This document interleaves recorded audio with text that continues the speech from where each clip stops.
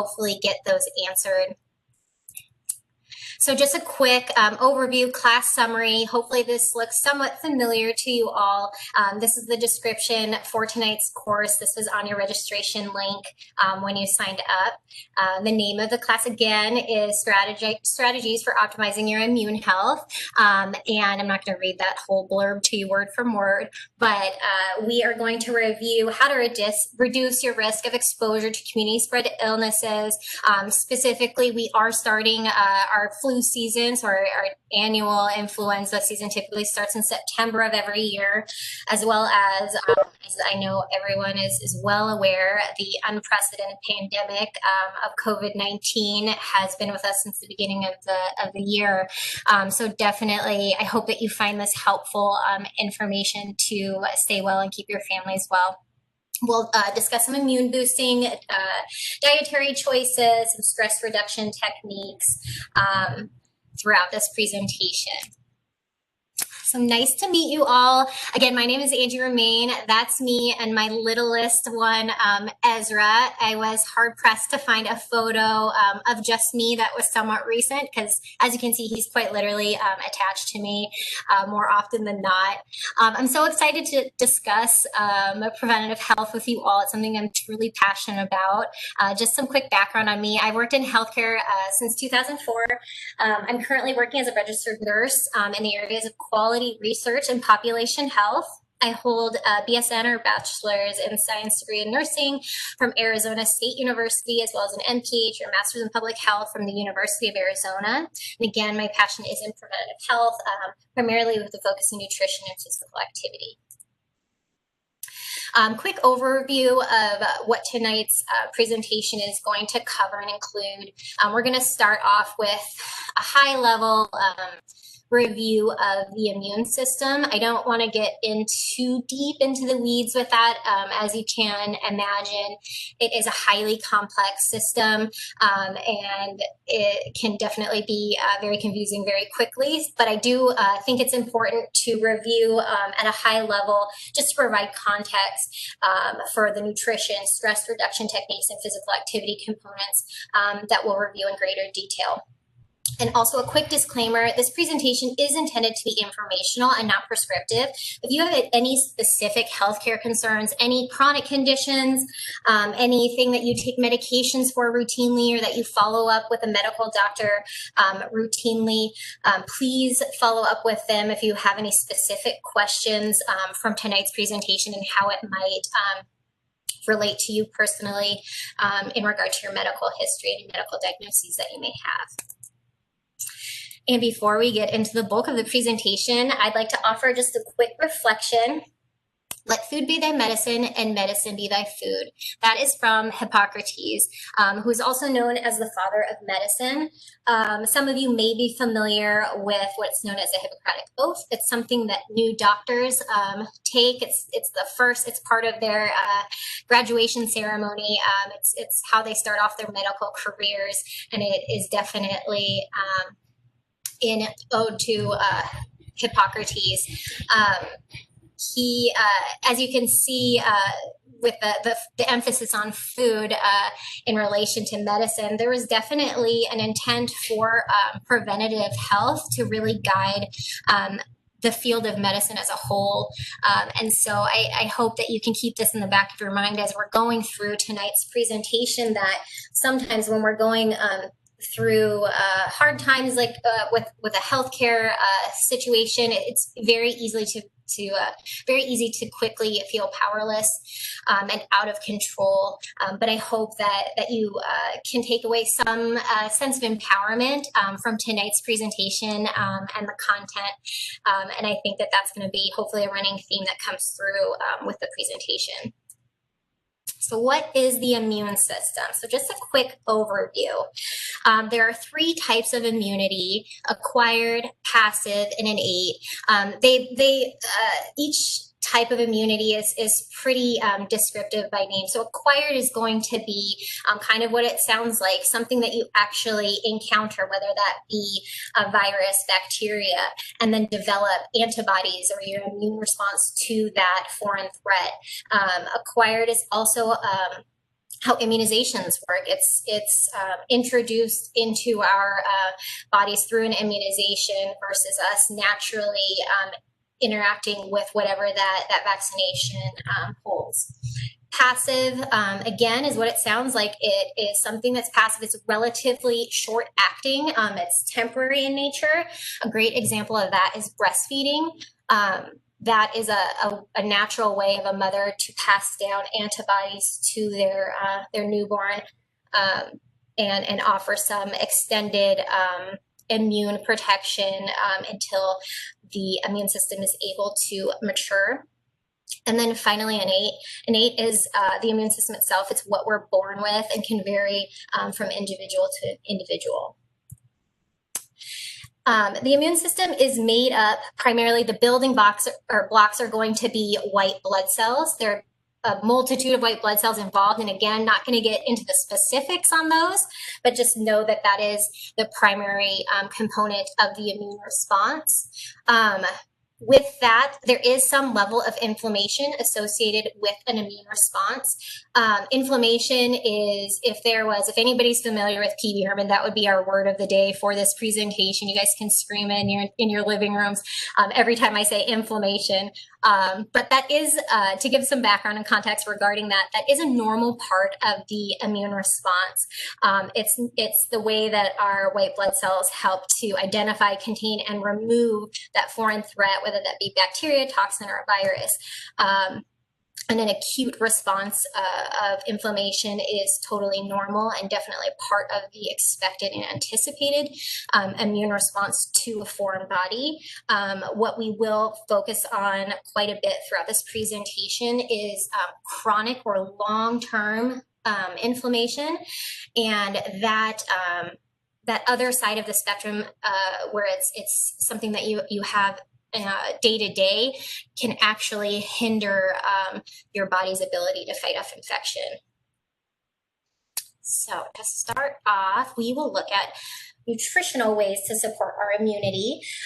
This section is going to be broken out into vitamins and minerals, carbohydrates, protein, and water.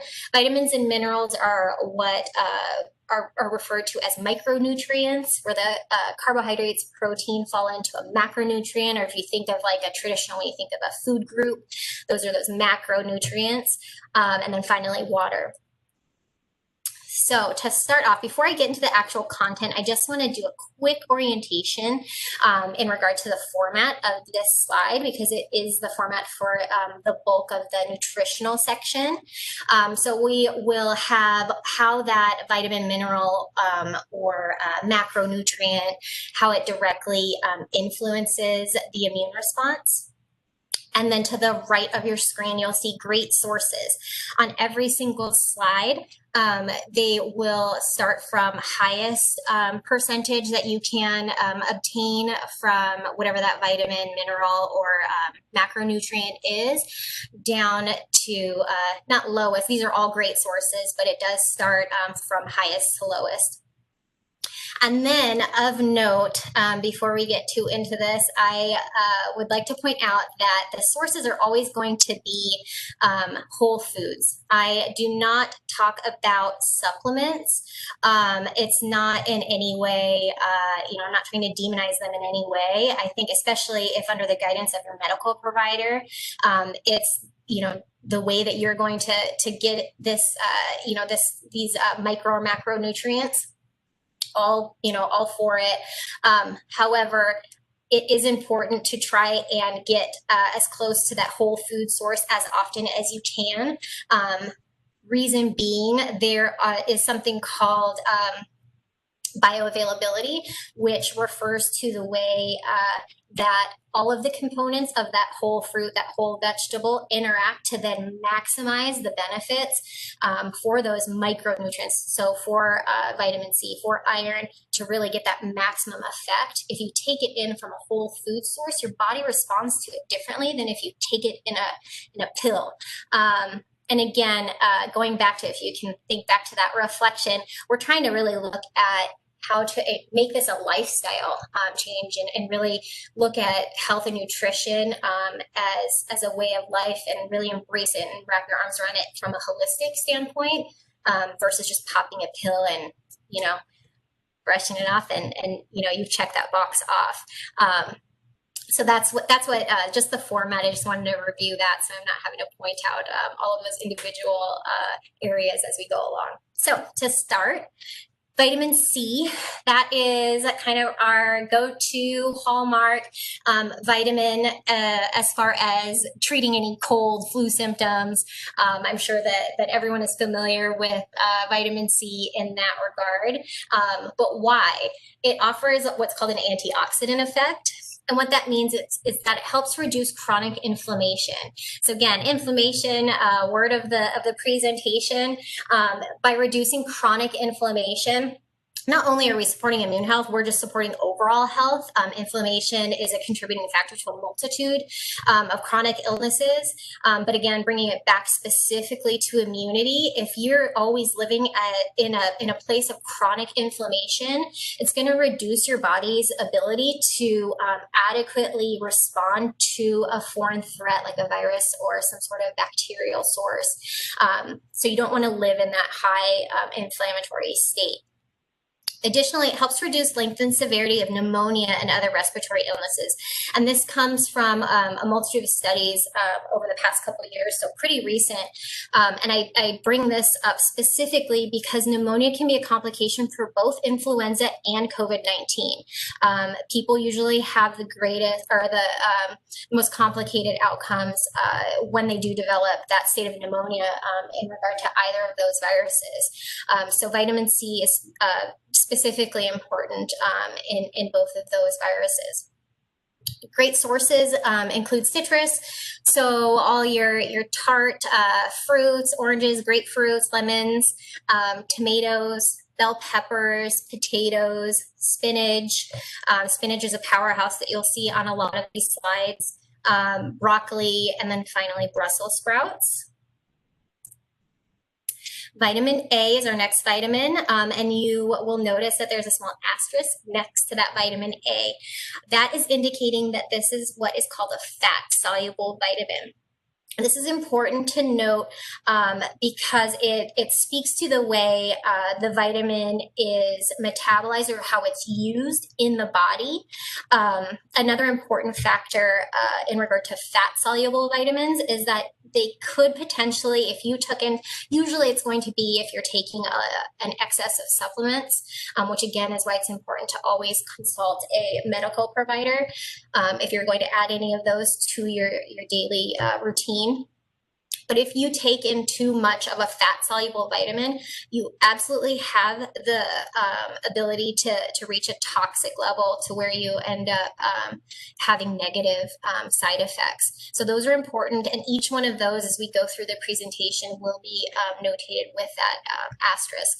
The other vitamins fall into what's called water-soluble, and again, just speaks to the way that it's metabolized. Those are quickly absorbed and then quickly released from the body.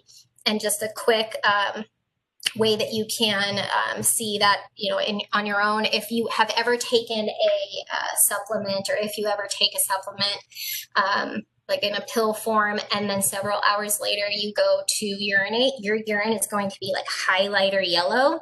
That's because all of those water-soluble vitamins are being passed through your urine already. So that's a kind of at-home science experiment that you can look to as far as metabolism of those water-soluble vitamins. Vitamin A offers a protective effect. So it helps to create healthy mucus. So there is healthy mucus. What that means, what we're talking about when we talk about healthy mucus, is the inside of your nose, the inside of your mouth, the lining of your intestine. There is supposed to be a layer of mucus. That layer offers a physical barrier from any sort of a foreign threat entering through one of those barriers or through one of those entry points. as I think most of us are well aware, touching your face, putting your hands in your mouth, if you haven't washed your hands, that's the quickest way to get sick, right? In conjunction with washing our hands 20 seconds at a time throughout the day, if we can help to support those physical barriers, so our skin, our mucus layers, our mucous membranes, that's going to help to further offer that protective effect for many foreign bodies. In addition, it strengthens the immune response through those white blood cells, so through those building blocks of our immune system. Great sources for vitamin A, eggs, so specifically the yolks. When I talk about eggs, you'll see those will come through on some of these source lists throughout the presentation. We're looking primarily at the yolks. I know that you don't want to overdo it with the yolks, but the whites really don't offer much more than protein. So you want to include some yolks if you are going to try and get some nutritional benefit from eggs. Salmon, liver, carrots, sweet potatoes, butternut squash, and finally kale. Again, the top 3 of those sources are derived from animal sources. And you'll see that is the case with a lot of these fat-soluble vitamins because, as you probably can guess, they are most prevalent in fat. So egg yolks and fatty fish like salmon are going to give you the most, the highest amount of vitamin A in a single food source. Moving into vitamin D, another fat-soluble vitamin. It helps with immune response effects. So it assists in an active immune response, so that quick turnaround of inflammation to hopefully eliminate the foreign threat before you even develop symptoms. And if you do develop symptoms, to hopefully reduce the severity and the length of time that you may have those symptoms. Great sources for vitamin D. Mushrooms is, if you're a vegetarian, that would be your go-to nutritional source. And then they're very easily found in fatty fish. Again, egg yolks, fortified milk and cereal. Again, vegetarians can take part in that fortified cereal benefit in regard to vitamin D. And then another interesting fact for vitamin D is that our bodies naturally produce that in response to sunshine. So being out in the sun, obviously sun exposure, you want to, be somewhat careful and cognizant of how much time you're spending in the sun. But if you can get in a little bit of time early in the morning and then maybe in the evening where that sun isn't at its most intense, as we in Phoenix definitely are well aware of, you can get some of that vitamin D benefit. Another fat-soluble vitamin, vitamin E, it also assists in the active immune response. So again, that quick turnover to assist in that acute inflammation. Great sources for this. If you're a nut or seed person, this is your vitamin. So almonds, peanuts, sunflower seeds. I am a huge fan of all of those. So I am sure very adequately supplied in vitamin E. Spinach again, and then pumpkin, which is kind of a fun one that we typically only have around the holidays for most of us. But definitely, if you can incorporate that into like a smoothie or something year round, definitely a great source of vitamin E for you. And then vitamin Bs. So we're looking at primarily vitamins B1 through 12. Those are water soluble. So immune response effects and anti-inflammation are how they contribute to your overall immune health. They again assist in active immune response, so a quick turnaround in regard to or in response to any sort of foreign threat that your body identifies. And then also helps to reduce chronic inflammation.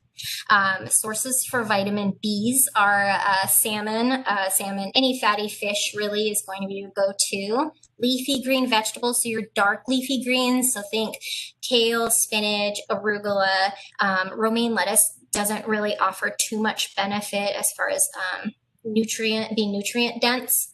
Liver, again, I know everyone is just a huge fan of liver, and it's just something that we incorporate into our weekly routines. But it is, if it's something that you like and you can partake in, whenever you can fit it in. Liver is a great source of nutrients. Eggs, again, we're looking at primarily yolks. And then lentils and edamame, those are also a great source of protein and fiber. So those little guys are a definite powerhouse as far as micronutrients, so vitamins, and then the macronutrients of fiber and protein. Going into minerals. So iron also helps support our immune system, the immune response and anti-inflammation specifically. Again, assists in that quick response and reduction in chronic inflammation. Great sources for iron are beans, tofu, spinach, again, fortified cereal and breads. This page, I like to point out spinach again specifically, and then go back to, if you guys can recall, that bioavailability. So spinach is a good source of vitamin C for anyone that can recall that vitamin C slide. That was on our great source list there. And then here it is again in iron. A kind of fun fact to point out in regard to the way iron and vitamin C work out, they when they're combined together in a single source, it maximizes the iron absorption. So that vitamin C helps the body to utilize iron. So again, that's an example, just one example, where going to the source, so spinach in this case, is much better than popping a pill like a multivitamin and expecting to achieve the same outcome. The way that the body, recognizes and then breaks down that spinach versus a supplement is very, very different. And then your outcome is going to be very, very different as well. And then again, fortified cereal and breads is a great source of iron. Zinc is another one with vitamin C. I think is pretty mainstream in regard to cold and flu season, and you have any first signs of any sort of flu-like symptoms. You want to pop your vitamin C and your zinc. This increases cellular growth and has antiviral properties. So specifically, we're looking at viruses. So again, cold, flu. It assists in the active immune response, and then it also strengthens skin and other barriers. Extra credit, bonus points, if someone can think of the other barrier that we talked about earlier. I know that you guys are on mute. It's mucus. It's mucus membranes. So we're looking again at the nostrils, the inside of your mouth, and again, the intestinal lining, which we'll talk about a little bit later on in the presentation, are great ways to support your immune system. And then again, your overall health in general. Great sources for zinc include oysters. I know that these are not readily available for us in Arizona, unfortunately, but if you do ever have the opportunity to order those or source those, oysters are a great source of zinc. Beef, crab, fortified cereal, again, is a great source for zinc. Cashews are my favorite nut. They are great if you are a sandwich guy or gal. Cashew butter is a great alternative to peanut butter. And then you can also sneak in some of that extra zinc if you make yourself some toast or a sandwich with cashew butter. And then finally, pumpkin seeds. So this is not an official question break, but if anybody has anything, I know that micronutrient, the vitamins and minerals, is a whole lot of information. I tried to talk as slow as I could, but I know that it's a lot regardless. So if you have any questions before I get into the macronutrient side of the nutrition section, please feel free to use the chat. And then, Grace, just let me know if anything comes through. I'll wait just a minute.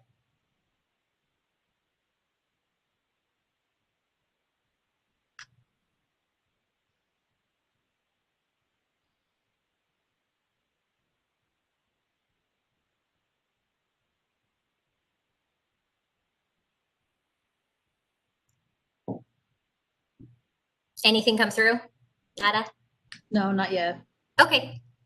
I'll give it just a minute. I need to get a drink anyway.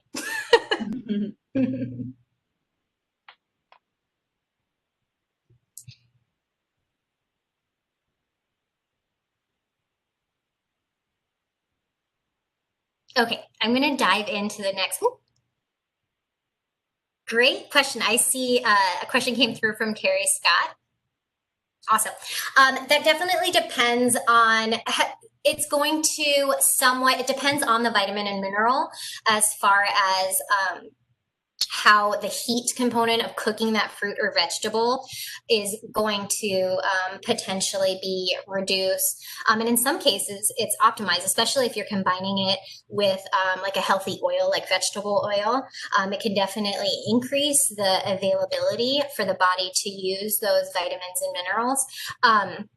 Raw vegetables are definitely a great, go-to if your body can tolerate them. Sometimes people get a lot of gas, just from that raw vegetable or fruit. Because of the fiber content, and adding a little bit of heat and cooking or roasting those a bit can help break down that fiber, which can kind of be tough on the gut sometimes. Great question. And then, sorry, great. Do you mind? Can you read that question off? It went away before I could. It says, I've heard dried fruits decrease vitamins and nutrients, but increase sugars. Is this true? It is true, absolutely. That's what one caveat to dried fruits is that in that preservative process, they do add sugar more often than not. There is still some vitamin, some nutritional value in those, but then that sugar level kind of negates the nutritional value of that. Helps to answer that question a little bit. I would stick to more fresh, or if you're gonna to the previous question, if you're gonna roast or incorporate fruits or vegetables at home, I would avoid dried when possible because of that sugar content that typically comes with those. It's a great question.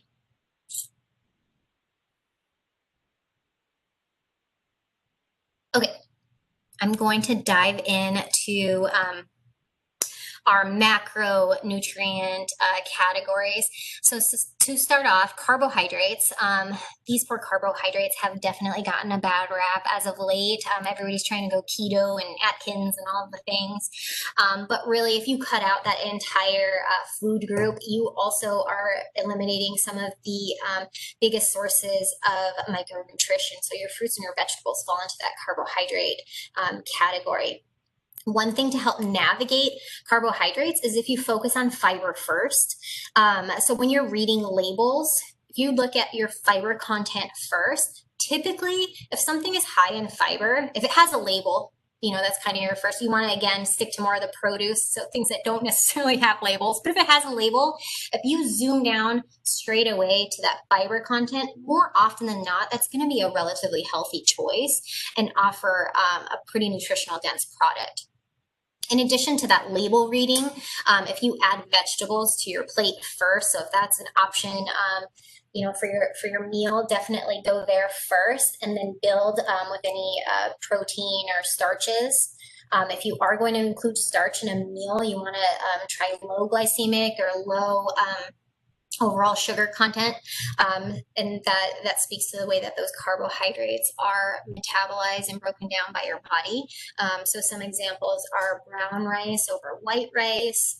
Bonus points for quinoa. Quinoa is can be used kind of like a rice alternative. It's technically a seed, for those of you that are not familiar, but it's pretty similar as far as like you can substitute quinoa out for rice in a lot of cases, and it offers a ton of fiber and protein.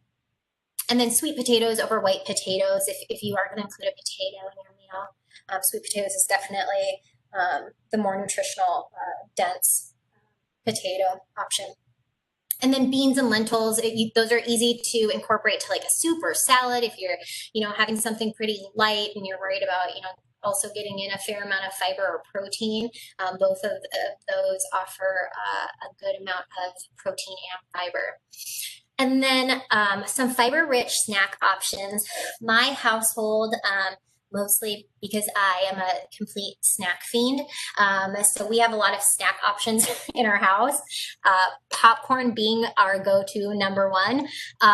That is not microwave popcorn. Microwave popcorn is not the most healthy in most cases. It has all kind of different additives, and then you get into that whole fake butter, topping side of things. So if you are going to include popcorn as a really healthy choice, if you can either air pop it or make it on the stove, like in a big heavy pot, or they have like kind of like a whirly pop where there's a little crank to it, and you add just a little bit of healthy oil. We've done olive oil works well, and then just the actual popcorn seeds, heat those up however much you want to make, and then you can top it, and that popcorn serves as a great way of sneaking in some healthy toppings.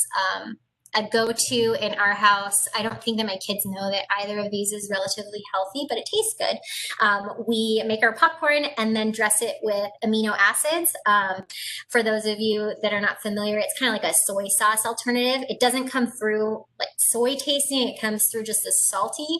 And then we sprinkle nutritional yeast on top. Nutritional yeast is, it's a cheese alternative for vegans. You can find it in like the healthy, kind of crunchy section of your grocery store. They have it, at any major grocery store. It's not too off the beaten track.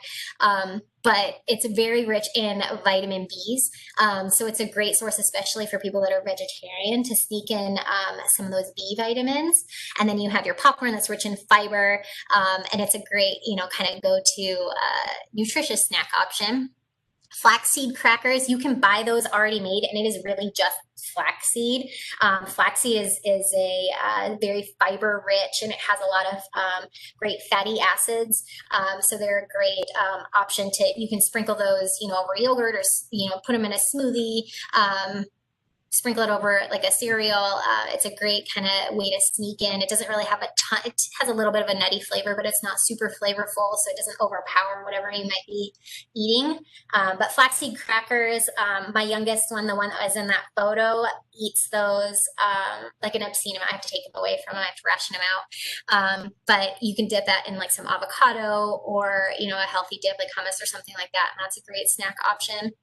Yogurt with chia seeds. The yogurt you want to aim for, I know it's not, especially if you're not used to it, but plain yogurt is the best option. It's not, it's a little bit tangy if you're used to more of the pre-mixed fruit and sugar added yogurt that's out there. But it is a great source, especially if you can get some Greek yogurt. It has a ton of protein in it and probiotics, which I'll touch upon. The way that they play a role in immune health.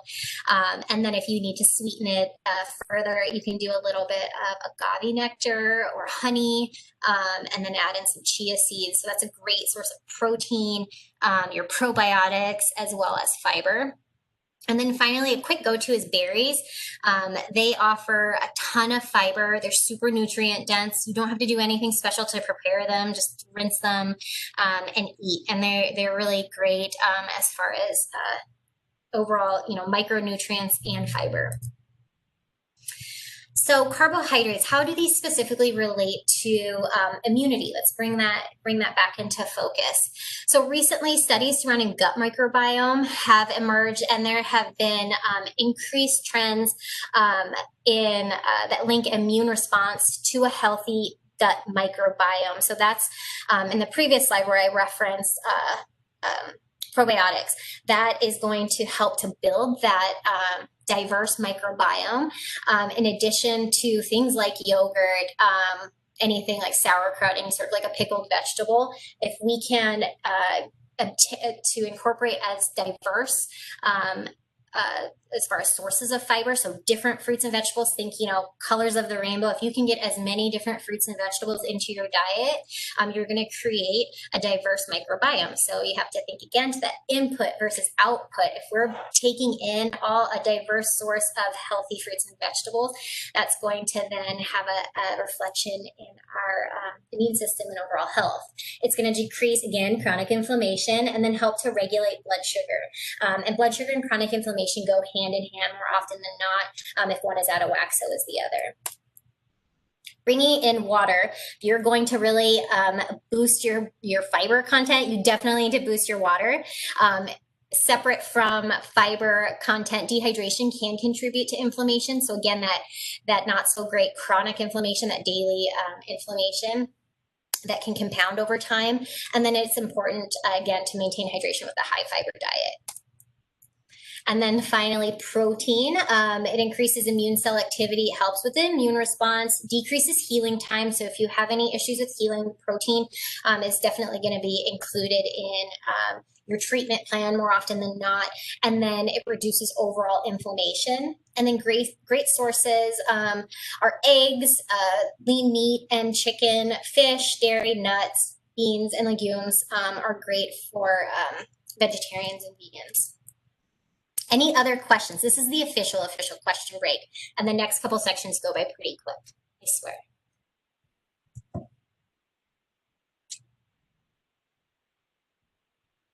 I'm going to speed along for the sake of time unless anybody has anything super pressing that they can't wait. Okay, so the next section is stress reduction and how stress can impact our immune health. So short-term stress can be protective in relation to immunity. That means, quote unquote, a normal stressor. So for example, exercise would be a normal stressor on your body. It's something that, again, is short-term. So you have to think lasting minutes to hours. Long-term stress can contribute, again, to that chronic inflammation. And then that can lead to an impaired immune response. Cortisol is what's known as the stress hormone. It increases cravings for simple carbohydrates and sugars. So as you have that increased stress, from day to day, your diet's probably going to follow that a little bit, and you'll crave more of those, quick snacks, easy things to digest, and that is in response to that increase in cortisol. And then it again can contribute to chronic inflammation. Some breathing exercises. This is a great and very well studied technique as far as reducing stress.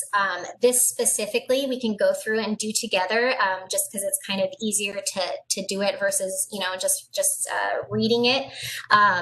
This is something that was introduced to me at a conference I was at a couple years ago. It's something that Navy SEALs utilize. It was an ex-Navy SEAL that presented the topic at the conference, but it's something that in a high stress environment you can easily do. It's not super notable. You're not doing any sort of crazy breathing, but it's just a matter of kind of paying attention to the rate at which you're inhaling and exhaling. So if we can do this all together, we'll do a 4-second inhale and then a 4-second hold. That is referring to at the top of your inhale, you count for 4 until you go to exhale. So you're going to kind of hold your breath. And then you 4-second exhale and then a 4-second hold again at the bottom or at the end of that exhalation before you go into your next inhale. So if we can do that together, play along with me here. 4-second inhale. 1, 2, 3, 4. And then hold. 1, 2, 3, 4. And then exhale. 1, 2, 3, 4. Hold again before inhaling. 1, 2, 3, 4. So that's just a quick cycle, an example of what that looks like. It is something that I incorporate throughout my day.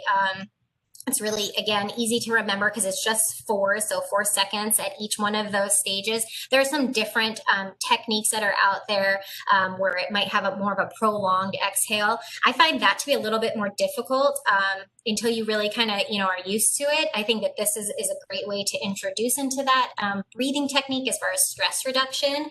And again, it's really easy to remember because you just have to remember 4 seconds for all of those stages. And then it's most beneficial if you can repeat it 3 to 4 times, several times throughout the day.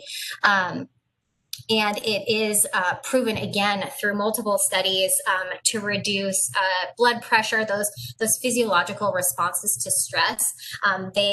Studies have shown when someone comes in to an office visit and they are hypertensive, so they have high blood pressure reading, they'll walk a patient through a few of these box breathing cycles, repeat, and they have a drop of 10 to 20 blood pressure reading points from that start to end. So it's definitely something that you can measure. Daily habits. So some other tips for integrating stress reduction into your daily routine. Stretching. If you're at a computer all day, sitting. I know a lot of us are working remotely, and you're sitting more often than not. So if you can definitely try, and whether it's by setting a timer, putting it on your actual calendar, whatever it is that you need to do to cue you to get up and just stretch and move a little bit, that'll help to overall reduce your stress. Again, that box breathing exercise that we just went through, small walk breaks, like really small. I know we're all busy. We have a lot going on. I'm there with you guys.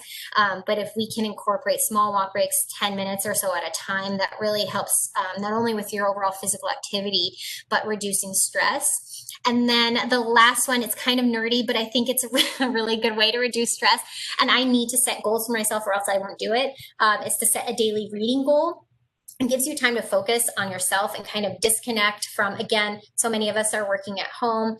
We're plugged in, whether that be through a cell phone or computer or television. If we can disconnect from all of those things, and, depending on how much time you have and how much you like to read, if it's 5 pages a day, 10 pages a day, just something to offer similar to like a meditative quality, alone time, quiet time, just to focus on that, that simple task really helps reduce overall stress.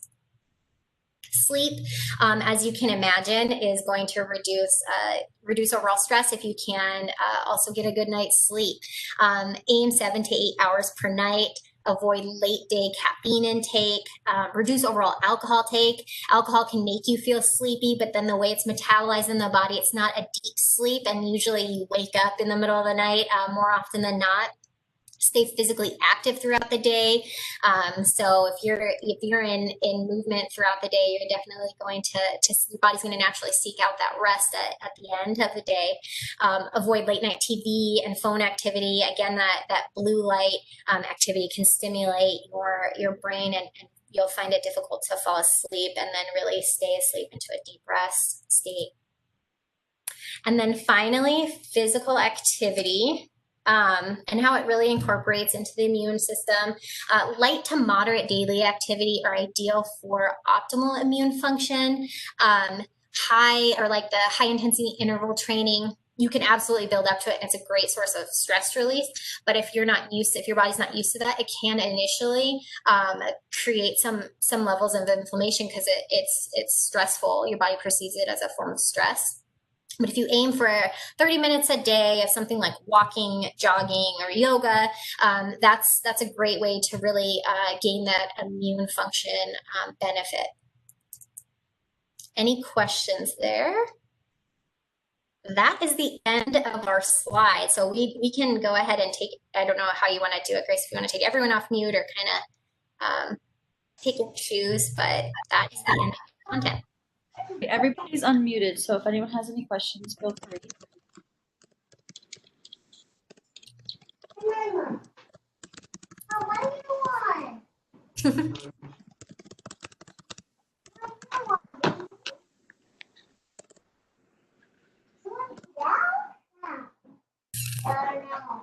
Lindsay, I see your question. Yeah, Grace, I don't know, is there an official way if people want copies of the slide deck to distribute, or how does that work? I think so. I think we could probably give it to Kat, and Kat could send it out to people who registered. Okay, that sounds good. Yeah, I'm absolutely okay with sharing. And there is a reference slide. There's a reference slide that has all of the studies that were reviewed in the content. They're all hyperlinked, so if the slide deck is able to be distributed, if you really want to get nerdy and into the weeds, all of those studies are hyperlinked. You're welcome, Terry Scott.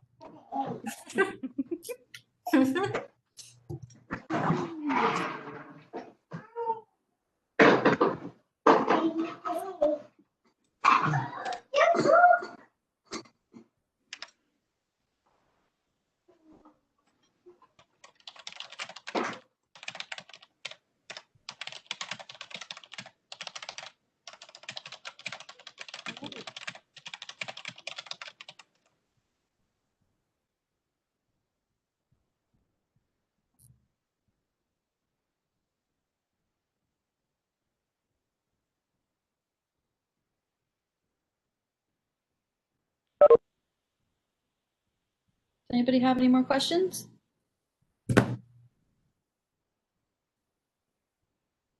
Okay, well, thank you everybody for joining us tonight, and a big thanks to Angie for taking the time to educate the community about all the ways to boost our immune systems.